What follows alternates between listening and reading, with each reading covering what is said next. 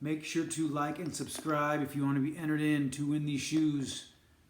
There is another video on my channel describing how this is going to go down. Like my video, and you've also got to be a subscriber to be entered.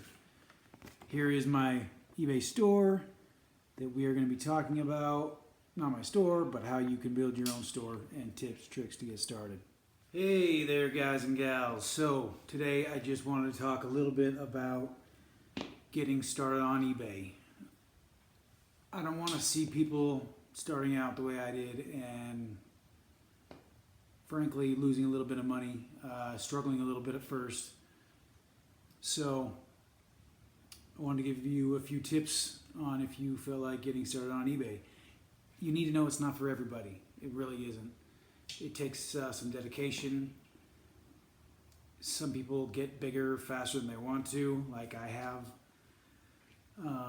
It takes dedication, it takes time. So you need to know that. You need to know that it's not for everybody. You know, go ahead and test the waters if you want, find that out.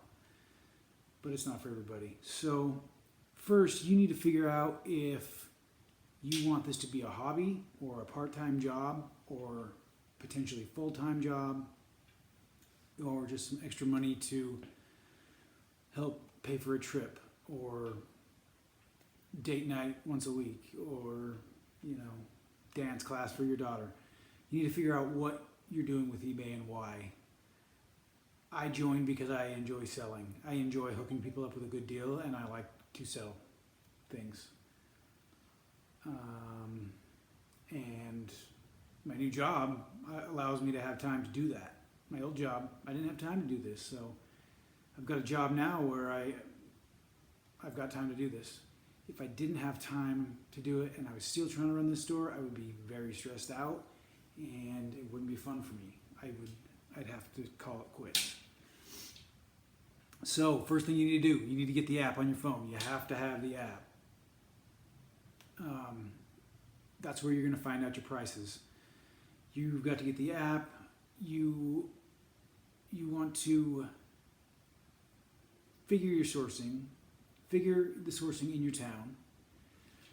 So like when I started out, I didn't know where anybody did their clearance sections, where to find it, when they marked things down. So I went around and I started figuring that out. I figured out that the outlet in my town sends out an email and marks things down every other Tuesday. So I can go there and they've marked everything down, some things as much as 95%. So I'm the first person there, grab it all, and I leave. That's another video I might make one day, is all the different stores and how they do their sales. Like Walmart has certain sections where they put their stuff. They have certain signs or balloons that they put up so you can find their clearance. Home Depot has sections where they put their clearance. There's tips on finding the lowest price they're going to go. For example, Home Depot, they will mark things down 75%, which is the lowest they will go, and it ends in a 3 typically. So like $5.03, that's how you know it's their lowest price. If it goes any lower than that, it's when they are like, seriously, just take this out of my store. Type price, like 10 cents. I've found things. Do your research and know what sells. You need to research if you plan on getting big. Now, at first you don't really need to. At first you should probably stick to just selling some things out of your house, some things you just don't want, small things that are easy to ship, inexpensive things, things you won't get scammed on. And the reason you want to do this is so you can build your feedback score. You've got to have a good feedback score or no one's going to buy from you. I got one negative review from a customer that claims they didn't receive their package, and my score is now at 99.6%, and it's been that way for 9 months because of this one guy.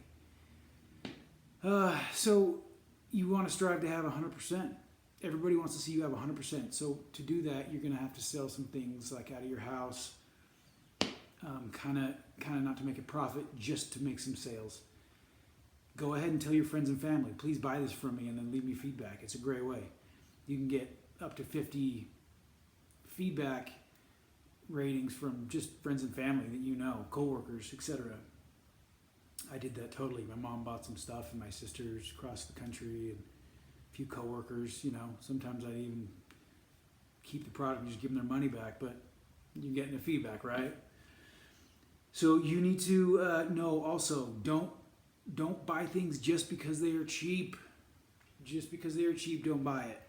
Unless it's at least 95% off. If you find a pile of something for, let's say, 99% off like I did a couple days ago, then go ahead and buy it. Because, I mean, why not? You sell one of them and you're going to make your money back. But if you go and you find a bunch of the ugliest picture frames in the world for 60% off, don't buy them. They're never going to sell. You're never going to make a profit off them because there's always some cheaper frames out there. Your goal is to get at least 75% off of quality items. For example, I'll show you something right here. Yesterday, this is a Porter and Cable. It's part of a sanding kit. I don't really know what it is. So this was marked down from $18 down to $4, and then it had an additional 50% off of that. So I paid like $2. I don't know what my receipt is. I paid like $2 something. Okay. So what you do in the store, and believe me, there's times I've sold things in the store before I've left the store. You're going to pull up your app and scan it and find out if it's going to make you a profit. Now you've got to obviously consider in shipping and all that. Map's not working right now. Here we go. So I pull this up, and right here, $16.96 at the lowest. Can you see that? $16.96. Somebody's got 2 on there for $28. So yeah, the lowest I see is $16.98. So when I paid $2 for this, I can go $16.97. This will cost me like $4 to ship. I've got to pay 13% to eBay and PayPal. So you figure, what am I going to make? $10? $10 off of that, and it's not going to take me any time. Extra time. I got these bad boys. These are mower blades. So right here, the cheapest one I see is $22.50, and typically they will put the cheapest one on the top of the listing. Typically, not always. People will pay to have it promoted, and sometimes those ones are at the top. So I scroll down a little bit and I look at all of them, and I only compare the ones with free shipping, because guess what? You only want to do free shipping. There's nobody wants to buy something and then pay to ship it. This guy at $22.50, fast and free. I'm listing mine at $22.25, fast and free shipping.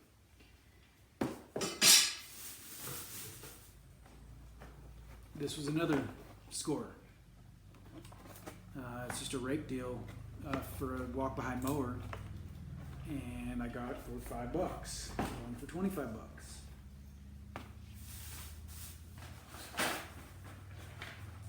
Items like this, I got 5 today for $8 a piece, and they're selling for $25 all day long.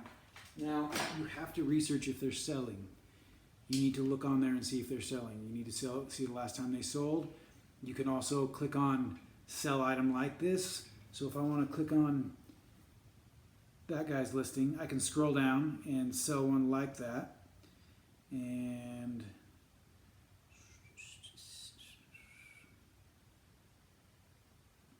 okay, so I clicked on the Nikita listing, sell one like that, and I can see right now that the average price is $21.57 that they're selling for.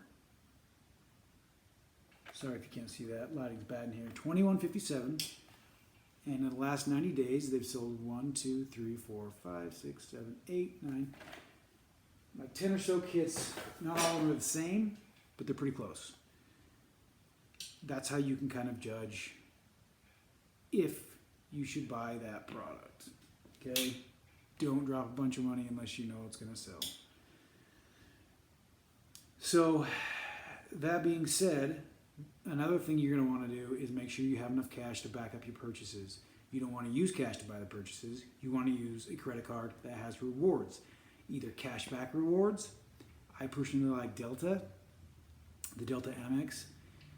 I spent, I don't know, well over $50K on product last year on my Amex, and now I have well over 50,000 free miles.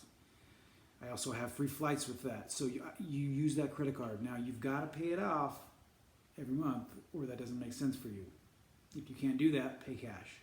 Or pay cash until you get enough cash flow and sales to back up your credit card. Because if you're going into debt over this, just it's not for you. It's not for you. Deal with your customers right. Treat them right. Say thank you for your purchases. Offer discounts to follow your store. I've been putting slips of paper in my packages that inform them of a free giveaway on my YouTube channel. Things like that. I think it keeps them coming back. I definitely have return customers. I have a lot of people that follow me. I have a wide range. You can check out my page when we're done here if you're still watching at 11 minutes and 15 seconds. Another thing on shipping.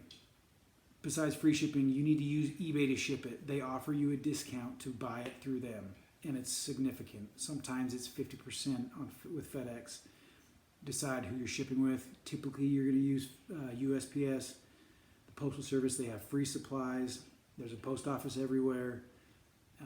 They have flat rate boxes.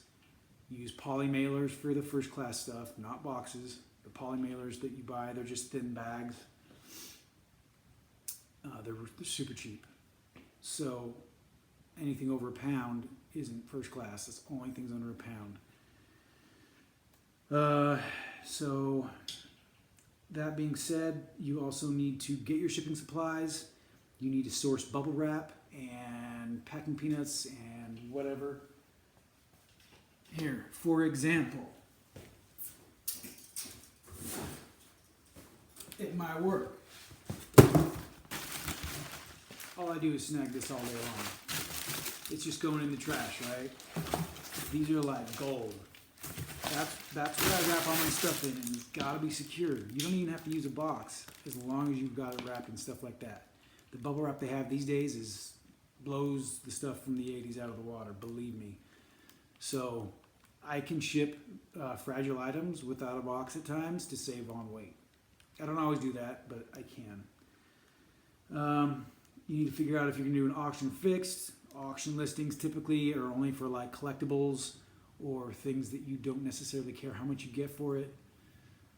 But start the listing, most of the time, start the listing the lowest price you're willing to take, because if you want, you have to pay an extra fee to set a reserve price. And on high dollar items, that is steep. Like if you say you list a coin for $1,000, or you want $1,000 out of it, and you start at $1 and you put a reserve price at $1,000, they're going to charge you like $150, no matter if it sells or not. So don't even go there. Typically, you want just fixed. I do auction items for used shoes, used clothing, things like that. But anyhow, you also need to have fun doing this, because if you're not having fun, it just gets repetitive and old. You also, one other thing, if you can, consign from people. I have items up the wazoo that I'm consigning for people. They include like wrestling figurines, shoes, all kinds of things. So if you can get somebody to give you the stuff, you split it with them and you tell them you're going to take 50% all day long. One other item